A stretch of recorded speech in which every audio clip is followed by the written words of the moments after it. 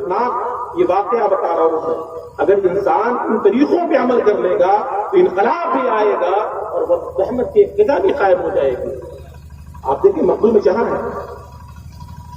ایک جگہ ایک راستے سے گزر رہے ہیں، حضرت مخدوم جہاں ایک راہ سے گزر رہے ہیں، اذان ہوئی ہے ظہر کی، ظہر کا وقت ہوا، اذان کی آواز کانوں میں آئی، آپ مسجد کو چلے گئے، نماز ظہر ادا کیا، ظہر کی نماز کے بعد واپس ہوئے تو لوگوں نے دیکھا کہ ارے وقت کا اتنا جید عالم حضور مخدوم جہاں تشریف لائے تھے، جب وہ نکل کے جانے لگے تو ایک بڑا قافلہ ان کے پیچھے چلا، ملنے کی غرض سے بھی اور امام کی شکایت لے کر۔ کچھ امام کے پیچھے تو ہم بے سر پیر کا پڑے رہتے ہیں، اور کچھ امام ایسے ہوتے ہیں جن کے اندر غلطیاں ہوتی ہیں، لیکن اصلاح کا دوسرا طریقہ بھی تو ہے۔ لیکن اصلاح کا وہ طریقہ جن طریقوں کو صوفیہ نے اختیار کیا ہے، خدا کی قسم ان طریقوں نے دنیا میں انقلاب پیدا کیا ہے، ان طریقوں نے انقلاب پیدا کیا ہے۔ کچھ قافلہ ایک وفد آ گیا حضرت مخدوم جہاں کے پاس، آ کے عرض کرتا ہے حضور آپ نے نماز ظہر ادا کی، توجہ سر سے پیر تک کام بن جاؤ، سنو، کہا کہ شرابی، کہا کہ شرابی نہیں ہوگا، کہا حضور شراب پیتا ہے، فرمایا کہ تم روزانہ نہیں پیتا ہوگا، کہا کہ حضور روزانہ پیتا ہے،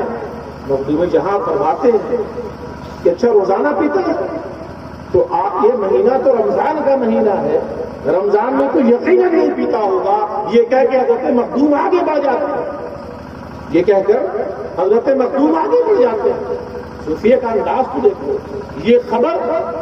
ہے نا، مخدوم آگے بڑھے ہیں، یہ خبر بہت تیزی سے پھیلی ہے کہ مخدوم تک امام کی شکایت گئی تھی، امام کی شکایت پہنچی، مخدوم نے یہ جواب دیا ہے، جب امام نے اپنے مسجد کے اندر موجود تھے، حجرے کے اندر موجود تھے، جب ان کے کان تک یہ خبر گئی کہ میری شکایت حضرت اور میرے پیچھے آج مخدوم جہاں نے نماز پڑھی ہے اور لوگوں نے ان تک میری شکایت کی ہے، اور جواب یہ ملا ہے کہ شراب نہیں پیتا ہوگا، کہا حضور پیتا ہے، کہا روزانہ نہیں پیتا ہوگا، کہا حضور روزانہ پیتا ہے، تو کہا یہ تو رمضان کا مہینہ ہے، رمضان میں تو یقیناً نہیں پیتا ہوگا۔ یہ کہتی ہے جب یہ بات اس کے سنا تک آئی ہے، امام نے جب سنا ہے تو اس کے دل میں ایک تڑپ سی ہو گئی ہے، ایک بے چینی سی ہو گئی ہے، دوڑ پڑا ہے وہ